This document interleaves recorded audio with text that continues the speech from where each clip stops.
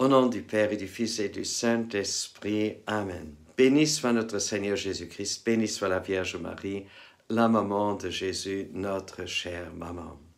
Comme Jésus enseignait dans le temple, levant les yeux, il vit les gens riches qui mettaient leurs offrandes dans le trésor. Il vit aussi une veuve misérable y mettre 2 petites pièces de monnaie. Alors il déclara, « En vérité, je vous le dis, cette pauvre veuve a mis plus que tous les autres, car tout cela, pour faire leur offrande, ont pris de leur superflu. Mais elle a pris sur son indigence, elle a mis tout ce qu'elle avait pour vivre. » Jésus voit comment nous vivons. Il voit avec quel cœur nous donnons, avec quel cœur nous travaillons.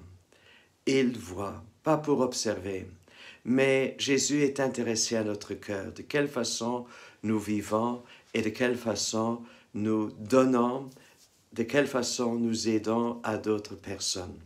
Chers frères et sœurs, voilà pourquoi Jésus il est touché par cette pauvre veuve. Jésus ne regarde pas le montant de son offrande, il voit le montant, mais il voit surtout le cœur de cette pauvre veuve. Et comme nous pouvons le lire à l'élection du roi David dans le livre de Samuel, là Dieu, il dit, Dieu ne regarde pas l'extérieur, mais il regarde notre cœur. Chers frères et sœurs, si nous sommes invités à donner, donnons avec le cœur, puisque le cœur donne la vraie valeur à ce que nous donnons.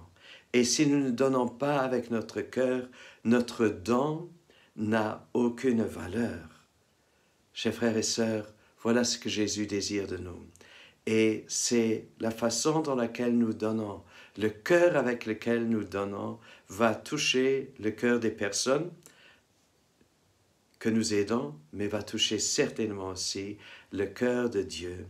Et rien de tout cela, ce que nous donnons avec notre cœur, ne sera perdu.